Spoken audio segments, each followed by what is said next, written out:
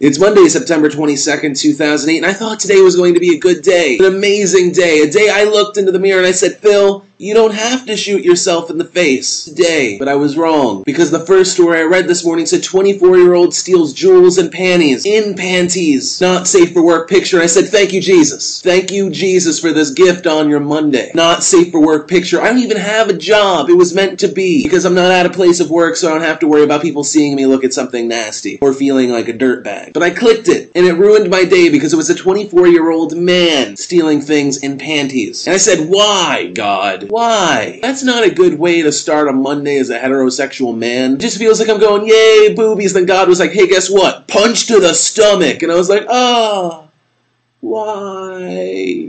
But the 24-year-old man did have pockets full of jewels and panties and was called at the house by the people that owned the house. He sprinted past them, got about half a mile. The other guy caught him, but he elbowed him in the face. Which sucks to get an elbow in the face, but it sucks doubly much because you got elbowed in the face by a dude that was wearing 5 pairs of panties, just maybe. So that guy is your douchebag of the day. Thanks for ruining my day, guy. Pakistan's president, prime minister, and cabinet members should be dead right now if it wasn't for a change of heart that the president had, or rather a change of stomach when he changed dinner plans at the Marriott Hotel. Because exactly when they were supposed to be having their dinner, a huge truck blast killed 57 people and injured over 200. And the death count would have easily included everyone that was going to that dinner if it had not been for the president changing his mind of when they were going to go. Non-Americans get excited. It's time for international news. I know you're like, what? Is it a crazy political uprising? Did someone invent something amazing? A man being stabbed because he cut in line at a McDonald's. Ding ding ding ding ding ding ding ding ding ding. Congratulations, Australia. After arguing who was in line first at a McDonald's, a man was stabbed 3 times, once in the arm and 2 times in the chest.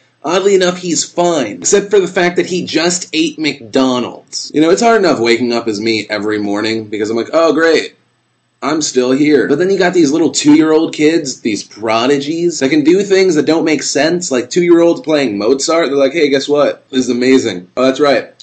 I'm sucking on a titty right now, too. That's amazing. And then there's this kid that I just read about, this 2-year-old that's riding bicycles, playing soccer, and skiing down expert courses. It just proves that if there is a God, he's like, hey, guess what? Everything that you thought was special about you, not special at all. I was reading an article about a prostitution sting where they were like, yeah, we locked up 6 prostitutes. And I have never wondered why people say pimping ain't easy, but judging by these pictures, I can tell why.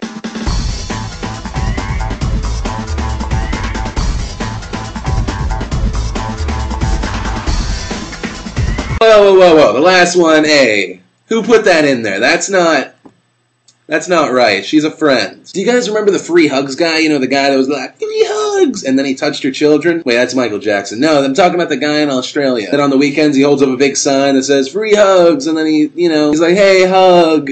And then he makes a video that gets millions upon millions of views and inspires millions. Well, he's decided that he's going to give his kidney to a random stranger, which I think is crazy, but also one of the most awesome things you can do. So the hospital is checking him out mentally and physically to see if he's equipped to do this. He'll never know who got his kidney, he'll never meet that person, he'll never know if it accepted it, or if it rejected his kidney, if that person died because of his kidney. All he knows and all we know is that he's giving someone else an extra chance to live longer. Let's jump into sports real fast. I'm a Giants and Jets fan, but what I want to talk about is how did the Dolphins beat New England that bad? And don't say Tom Brady, because you might not know this. Tom Brady doesn't play defense. You know, that's your question of the day. What sports do you like, and what team in those sports do you like? Video responses and text responses accepted. And the other thing in sports is kind of sad for me because it was the last home game at Yankee Stadium. I still remember going as a kid. I was a Bronx kid, and it's sad to see it go. You know, a lot of people have been talking about Sarah Palin's email address being hacked. But the story that's been added on top of that is they think they found the kid that did it. An apartment at the University of Tennessee that's housed by David Cornell was raided. Pictures were taken, people were touched, things happened. They said they found the kid because on a 4chan forum board, the guy said, hey, guess what?